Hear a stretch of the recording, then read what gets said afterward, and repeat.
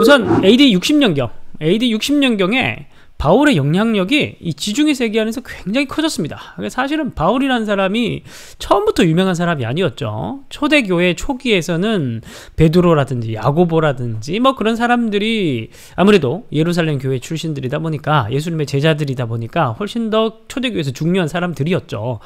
그런데 바울 같은 경우에 나중에 후발주자였습니다. 큰 영향력을 초대교회 시대 가운데 가지게 되었는가? 그건 바로 바울의 1, 2, 3차 전도 여행 때문이죠. 1, 2, 3차 전도 여행을 다니면서 바울이 아시아 지역과 유럽 지역의 교회를 어마무시하게 세우지 않습니까? 그래서 바울이 엄청나게 초대교회 아주 유력 인사가 되어 버렸습니다.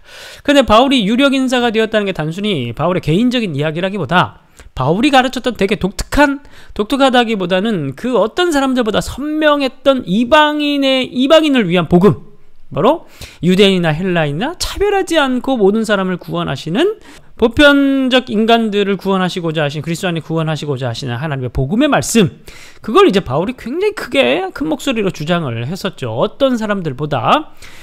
그래서 이제 그러다 보니까 이제 바울이 믿음을 굉장히 강조하게 됐어요. 믿음을 얘기하고 난데 그걸로 끝나지 않고 늘 따라오는 게 무엇이었습니까? 사랑이 항상 따라왔죠. 그리고 이걸 가능하게 만든 게 뭐였어요? 성령이죠. 성령을 받으면 장풍을 쏩니까? 성령을 받으면 뭐예요? 갈라디아서 5장 말씀해 보니까 성령의 열매를 맺게 될 것이니 사랑과 희락과 화평과 온유와 충성과 자비와 마을 자원을 이렇게 얘기를 하잖아요. 그죠? 제일 먼저 나오는 게 뭐예요? 사랑. 그죠? 로마서에서도 마찬가지로 사랑의 빛 외에는 아무것도 짓지 말라. 그래서 모든 것을 사랑으로 행하라. 그래서 사랑이 늘 그 다음에 나옵니다. 그러니까 믿음, 그 다음에 성령, 그 다음에 반드시 사랑으로 끝나는 게 바울의 신학이에요. 자, 이게 이제 기독교 진리, 기독교 윤리가 동전의 양면같이 바울의 굉장히 중요한 통합된 신학이었는데, 그런데 이게 전파되는 과정 가운데서 일부의 사람들이 오늘날 마치 한국교회 일부 그리스도인들처럼 믿기만 하면 구원받는다, 믿음만 강조하고 이후에 뭐 사랑이라든지, 그러니까 다른 말로 삶에 대한 부분, 기독교 윤리에 대한 부분은 그냥 해도 그만 안 해도 그만, 뭐 이런 정도의 2차적인 차원으로 치부를 해버렸다는 겁니다. 야고보 공동체에서도 그런 문제가 발생했었습니다. 믿음이 있노라, 난 믿음이 있다, 믿음이 있다라고 얘기를 하지만은 공동체 안에서 다른 약한 자들을 차별하고 서로 자랑하고 교만하고 다투고, 그리고 부자들은 교만하는 그런 일들이 발생하게 된 겁니다. 그래서 이제 야고보가 그들에게 편지를 쓴 겁니다. 믿음이란 세상에 속해 있는 사람들의 가치관에 따르지 않고 위로부터의 지혜를 받아가지고 위에서부터 내려오는 그런 생각과 가치관을 따르면서 실제 행함 있는, 실천하는, 사랑을 실천하는 그런 모습으로 나타나는 게 진짜 믿음이다. 그러면서 이제 얘기를 쭉 풀어가는 게 야고보서인데, 그런 의미에서 야고보서의 주제는 진짜 믿음이라는 것이 무엇인가를 다시 재정리해주는 책이 바로 야고보서입니다.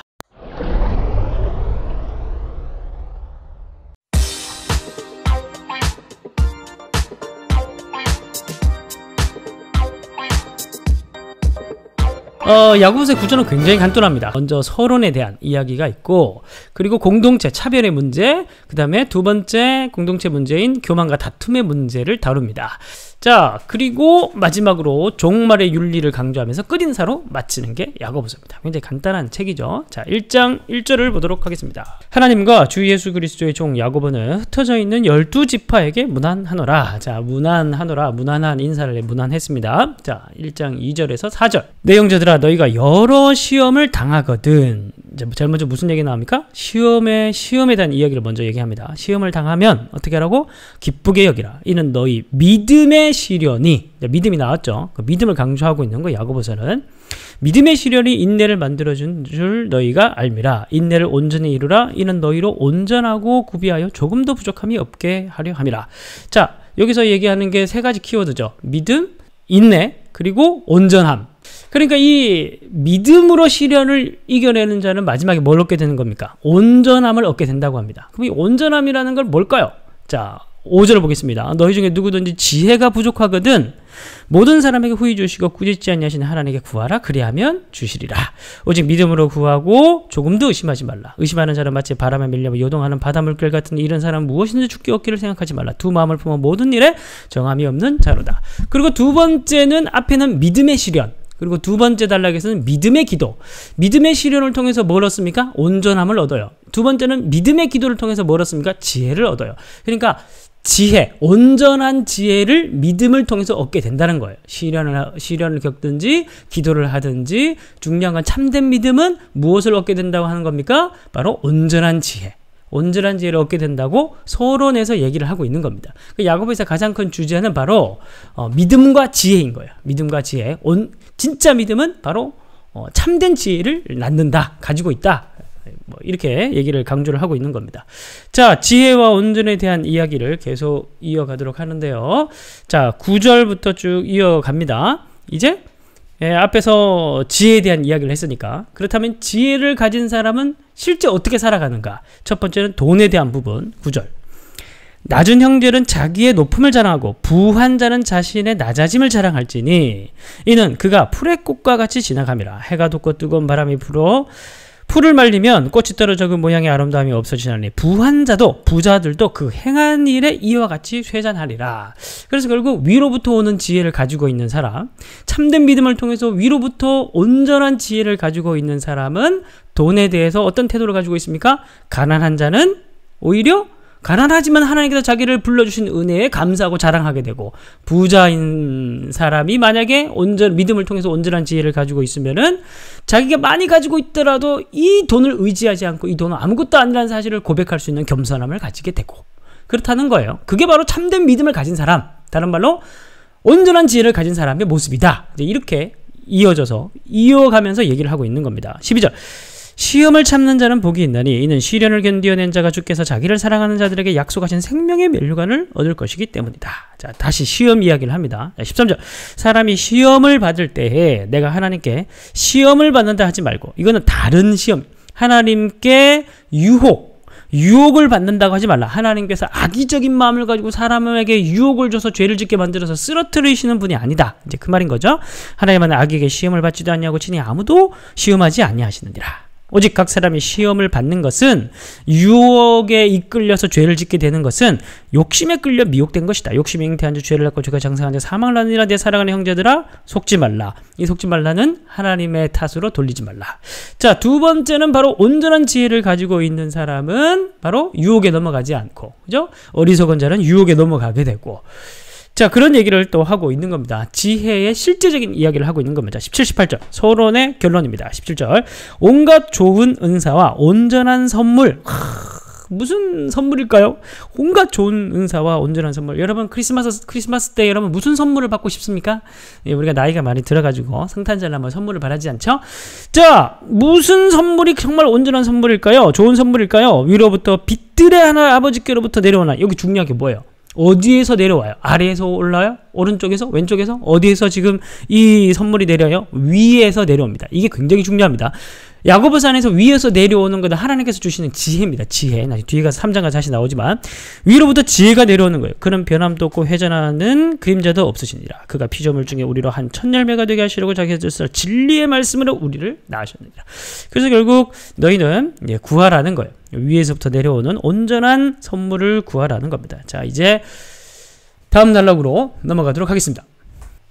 자, 19절부터 이제 공동체 문제를 이제 구체적으로 다룹니다. 19절. 내 사랑하는 형제들아 너희가 알지니 사람마다 듣기는 속히 하고 말하기는 더디하며 성내기도 더디하라. 사람이 성내는 것이, 화내는 것이, 분노하는 것이, 분노의 말을 쏟아내는 것이 하나님의 의의를 이루지 못함이라. 자, 이 공동체 문제 제일 첫 번째 문제를 뭐로 이제 본론이 들어가는데, 본론은 공동체 문제를 다루죠. 첫 번째 문제는 뭘로 다룹니까? 바로 분노의 말을 쏟아내는 것을 지금 지적을 하고 있습니다.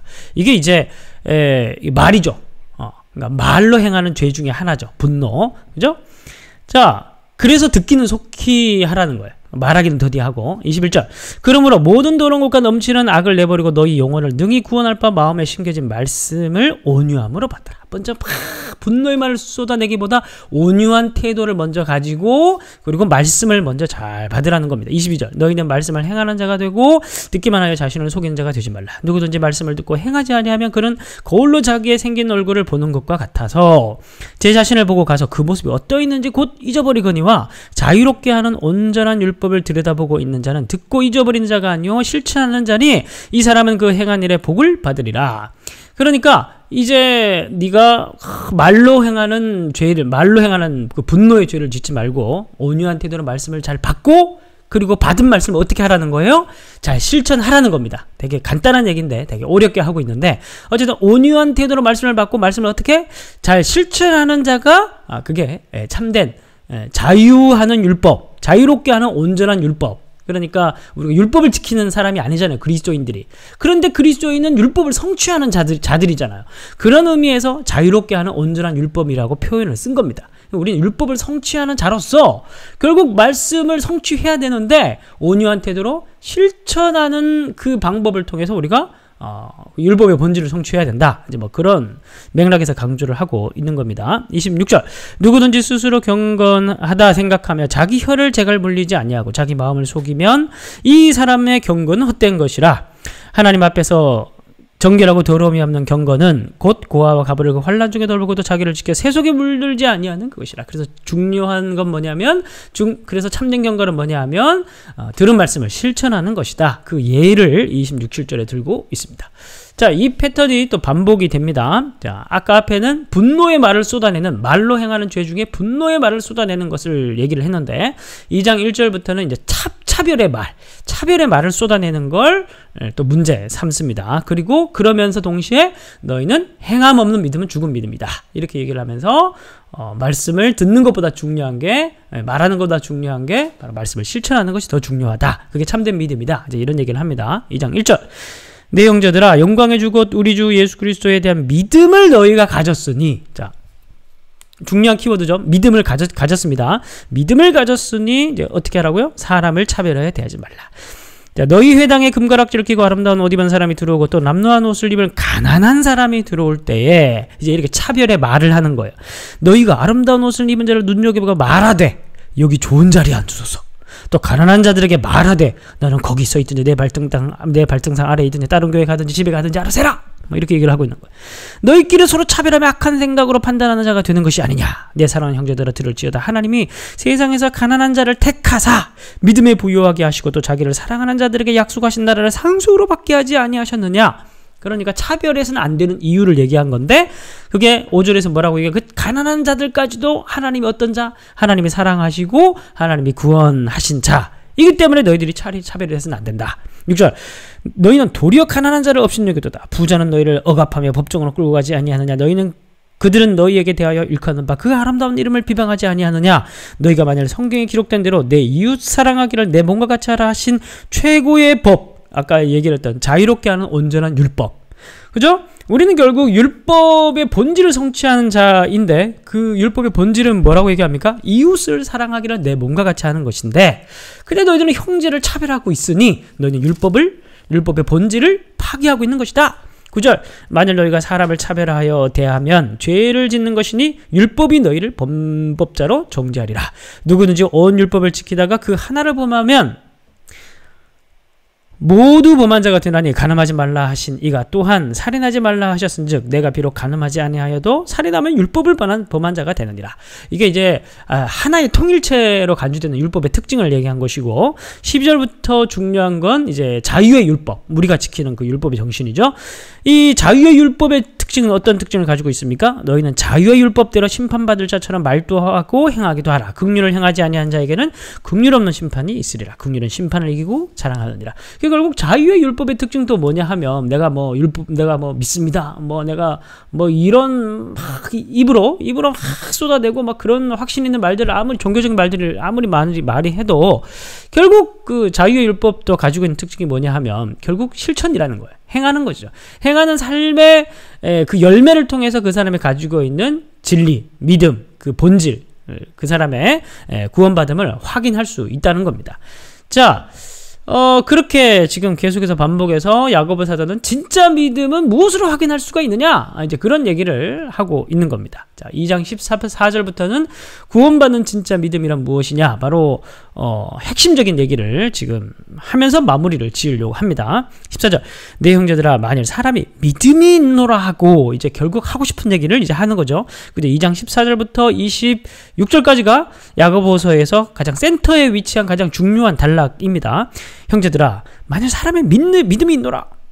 난 믿음이 있다 이렇게 얘기하고 행함이 없으면 무슨 유익이 있으려? 그 믿음이 능히 자기를 구원하겠느냐?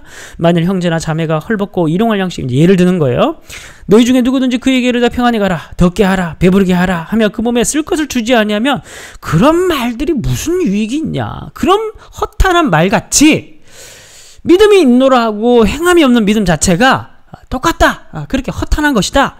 이와 같이 행함이 없는 믿음은 그 자체가 죽은 것이라. 어떤 사람 말하기를 너는 믿음이 있고 나는 행함이 있으니 행함이 없는 내 믿음을 내게 보이라. 나는 행함으로 내 믿음을 내게 보이리라 하리라. 내가 하나님은 한 분이신 줄을 믿느냐? 잘하는도다. 귀신들도 믿고 떠노니라. 그러니까 결국 행함 없는 믿음, 그러나 믿는다라고 얘기하는 것 자체가 별 의미 없다는 거예요. 왜냐하면 그런 믿음은 그런 정도 정보를 아는 것 정도의 믿음은 귀신도 가지고 있는 믿음이기 때문입니다. 귀신도 하나님 무서운 줄 알죠. 그죠? 그런데 귀신은 그냥 악의 세력을 뭘 못합니까? 순종을 하지 않잖아요. 그죠? 아, 허탄한 사람아, 행함이 없는 믿음이 헛것인 줄 알고자 하느냐? 우리 조상 아브라함이 그 아들 이삭을 제단에 바칠 때 행함으로 의롭다 하심을 받은 것이 아니냐? 내가 보거니와 믿음이 그의 행함과 함께 일하고 행함으로 믿음이 온전하게 되었느니라. 그러니까 행함과 믿음은 서로 동전의 양면같이 떨어지지 않는 것이다. 이에 성경이 이른바 아브라함이 하나님을 믿으니 이것을 의로 여기셨다는 말씀이 이루어졌고 그는 벗이라 칭함을 받았나니 이로보건대 사람이 행함으로 의롭다 하심을 받고 믿음으로만은 아니니라. 또 이와 같이 기생 라합이 사자들을 대접하여 다른 길로 나가게 할 때 행함으로 의롭다 하심을 받은 것이 아니냐? 영혼 없는 몸이 죽은 것 같이 행함 없는 믿음은 죽은 것이니라.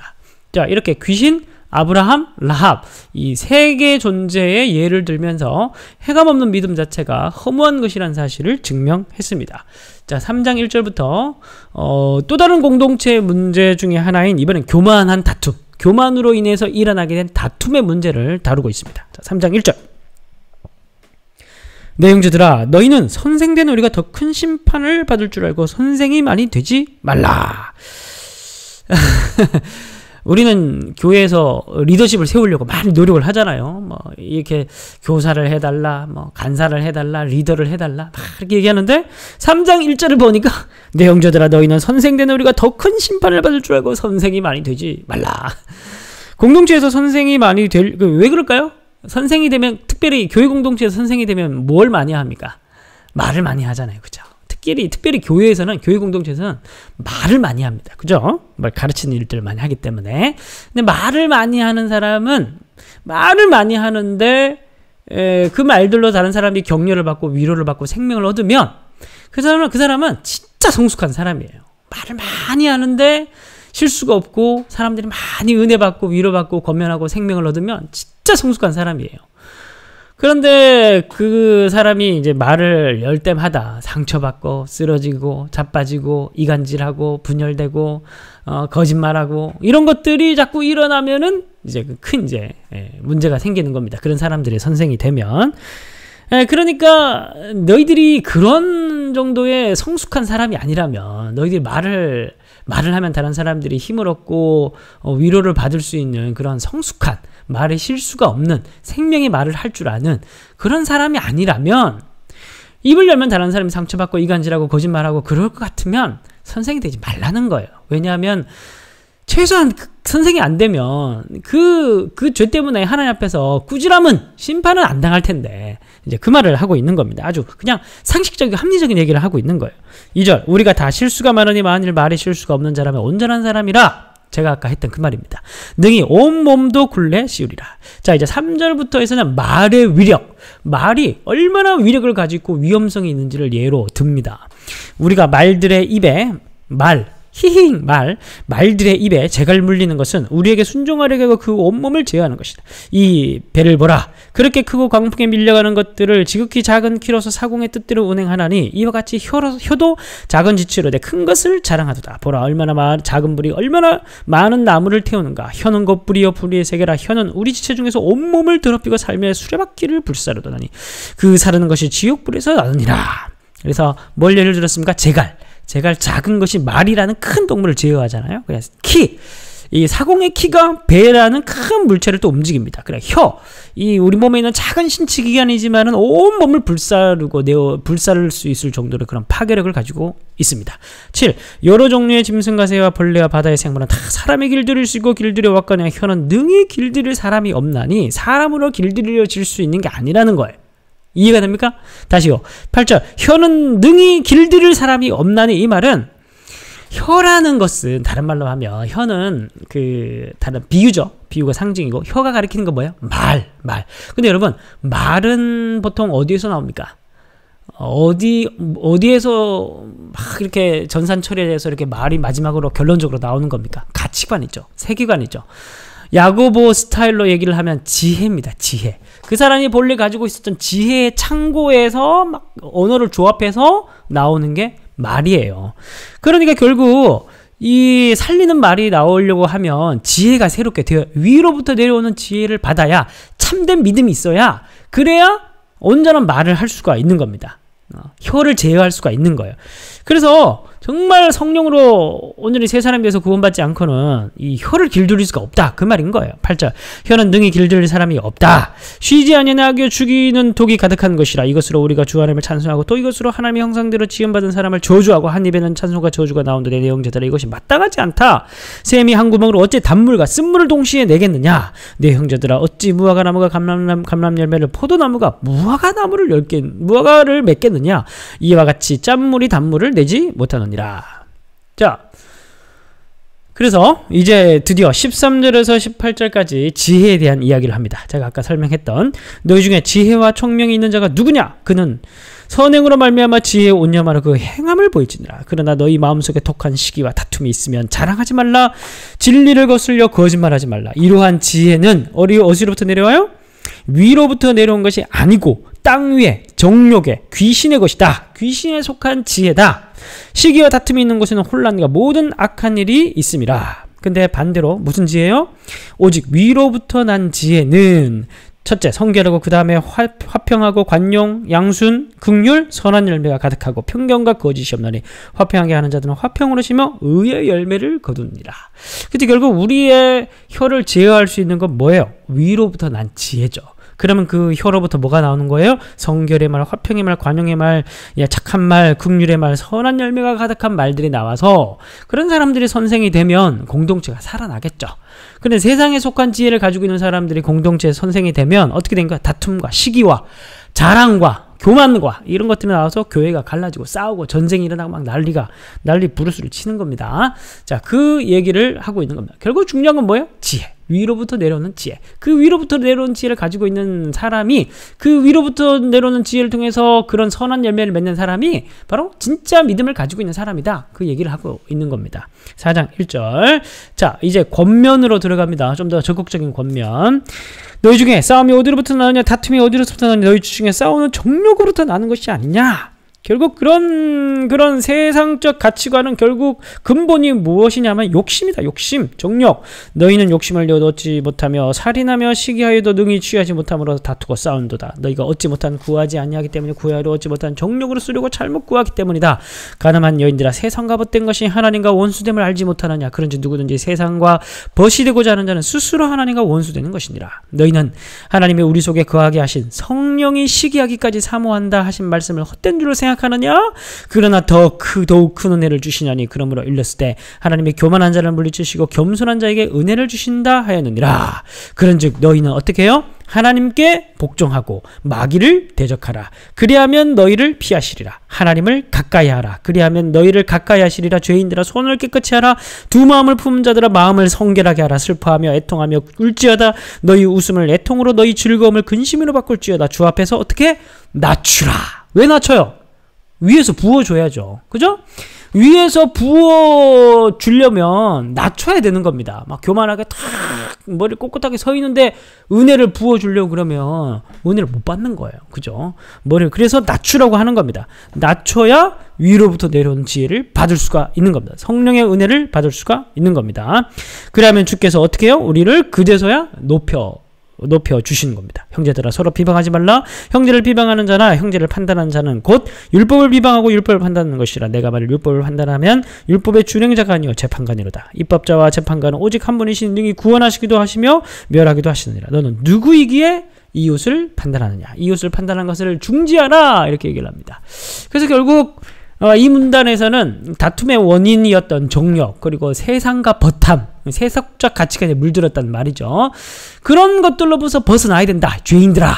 그러기 위해서는 뭘 해야 되느냐? 바로 성령의 은혜. 예. 그 성령의 은혜를 받기 위해서는 어떻게 해야 돼요? 하나님께 가까이 가고 손을 깨끗이 하고 마음을 정결하게 주 앞에서 낮추면 성령의 은혜로 위로부터 내려오는 지혜를 줘서 네가 이제 새로운 사람, 진짜 참 믿음으로 네가 거듭날 수 있다. 이렇게 얘기를 하고 있습니다. 자, 마지막으로 종말의 윤리적인 측면에서 또 다른 문제들을 언급하고 마치로 구체적으로 권면을 하고 마칩니다. 자, 13절 들으라. 너희 중에 말하기를 오늘이나 내일이나 우리가 어떤 도시에 가서 거기서 1년을 머물며 장사하여 이익을 보리라 하는 자들아. 자, 이 사람들은 누구예요? 교회 밖의 사람들입니까? 교회 안의 사람들입니까? 13절 보니까 들으라. 너희 중에라고 얘기하죠. 그럼 교회 안의 부자들이, 교회 안에서 장사하시는 분들, 장사하시는 분들인데 좀 사는 분들, 부자 교인들, 내일 일을 너희가 알지 못하도다. 너희 생명이 무엇이냐? 너희는 잠깐 보이다가 없어지는 안개니라. 너희가 도리어 말하기를 주의 뜻이면 우리가 살기도 하고 이것이나 저것을 하리라 할 것이거늘 이제도 너희가 허탄한 자랑을 하니 그러한 자랑은 다 악한 것이라. 그러므로 사람이 선을 행할 줄 알고도 행하지 아니하면 죄인이라. 그러면서 뭔가 공동체 안에서 뭔가 좀 장사로 돈을 좀 벌었다고 주장하는 그런 사람들이 교만하게 행하는 걸 뭐라고 합니다. 5장 1절에서는 또 다른 부자들, 교회 밖의 부자들, 들으라. 부한 자들아, 너희에게 이 말 고생으로 말미암아 울고 통곡하라. 너희 재물은 썩었고 너희 옷은 좀 먹었으며 너희 금과 은은 녹슬었으니 이 녹이 너희에게 증거가 되며 불같이 너희 살을 먹으리라. 너희가 말세에 뭘 쌓았어요? 재물을 쌓았도다. 근데 원문에 보면은 재물이란 단어가 없어요. 목적어가 없습니다. 근데 여기 지금 써놨죠. 써놓은 거는 의역이죠. 의역. 원문에 보면은 목적어가 없습니다. 그러니까 너희가 말세에 쌓았도다 이렇게 있습니다. 그러니까 재물을 쌓았다고 의도했을 수도 있고, 그런데 실제적으로는 심판을 쌓았다라고 얘기할 수가, 하나님의 진노를 쌓았다라고 표현할 수도 있는 겁니다. 그러면서 생략하는 방식을 통해서 상상하게 만드는 것이죠. 보라, 너희 밭에 추수한 품꾼에게 주지 아니한 삭시 소리 지르며 그 추수한 자의 우는 소리가 만군의 주의 귀에 들렸느니라. 너희가 땅에서 사치하고 방종하여 살육의 날에 너희의 마음을 살찌게 하였도다. 너희는 의인을 정죄하고 죽였으나 그는 너희에게 대항하지 아니하였느니라. 그래서 이 부자들이, 당시의 부자들이 임금체불하는 걸 지금 얘기를 하면서 너희들이 그런 짓거리를 하는 거는 종말에 하나님의 심판과 진노를 쌓는 것이다. 이렇게 얘기를 합니다. 자, 5장 7절부터는 가난한 교인들에 대한 권면을 합니다. 그러므로 형제들아, 주께서 강림하시기까지 길이 참으라. 이 돈 없는데 세상 사는 게 참 버겁고 힘들죠. 게다가 또 신앙대로 살려 그러면 또 굉장히 참아야 되고 막 힘들잖아요. 그죠? 근데 주님 곧 오실 테니까 참으라는 거예요. 길이 참으라. 보라, 농부가 땅에서 나는 귀한 열매를 바라고 길이 참아 이른 비와 늦은 비를 기다리나니 너희도 길이 참고 마음을 굳건하게 하라. 주의 강림이 멀다 가깝다? 가까우니까 참아라. 형제들아, 서로 원망하지 마라. 원래 이 가난하면 원망을 좀 많이 하게 돼 있습니다. 그죠? 부자면은 교만하게 돼 있고, 가난하면 원망을 자기도 모르게 많이 하게 돼 있습니다. 그리하여 심판을 면하리라. 보라, 심판주가 문 밖에 서 계시느니라. 형제들아, 주의 이름으로 많은 선지자들을 고난과 오래 참음의 본으로 삼으라. 보라, 인내한 자를 우리가 복되다 하나니 너희가 욥의 인내를 들었고 주께서 주신 결말을 보았거니와 주는 가장 자비하시고 긍휼히 여기시는 이시니라. 종말이 가까웠으니까 가난한 자들은 잘 참으라고 합니다. 인내하라고 합니다. 자, 12절. 또 다른 권면입니다. 내 형제들아, 무엇보다 뭐 하지 말지라? 맹세하지 말지니 하늘로나 땅으로나 아무 다른 것으로도 맹세하지 말고 오직 너희가 그렇다고 생각하는 것은 그렇다 하고 아니라는 것은 아니라 하고 정죄받음을 면하라. 헛맹세를 하지 말라는 거예요. 너희 중에 고난당한 자가 있느냐? 이제 공동체 이야기입니다. 너는 기도할 것이요. 즐거워하는 자가 있냐? 그는 찬송할. 너희 중에 병든 자가 있느냐? 그는 교회의 장로들을 청할 것이요. 그들은 주의 이름으로 기름을 바르며 그를 위하여 기도할지니라. 믿음의 기도는 병든 자를 구원하리니 주께서 그를 일으키시리라. 혹시 죄를 범하였을지라도 사하심을 받으리라. 그러므로 너희 죄를 서로 고백하며 병이 낫기를 위하여 서로 기도하라. 의인의 간구는 역사하는 힘이 큼이니라. 엘리야는 우리가 성정이 같은 사람이로되 그가 비가 오지 않기를 간절히 기도한즉 3년 6개월 동안 비가 오지 아니하고 다시 기도하니 하늘이 비를 주고 땅이 열매를 맺었느니라. 그 정도로 의인의 기도는 역사하는 힘이 크니까 공동체 안에 약한 자들을 위해서 기도하라는 겁니다. 공동체 이야기를 하고 있는 거예요. 그자, 내 형제들아, 너희 중에 미혹되어 진리를 떠난 자를 누가 돌아서게 하면 너희가 알 것은 죄인을 미혹된 길에서 돌아서게 하는 자가 그 영혼을 사망에서 구원할 것이며 허다한 죄를 덮을 것입니다. 미혹된 사람들을 위해서 노력하라는 그런 권면을 마지막으로 마칩니다.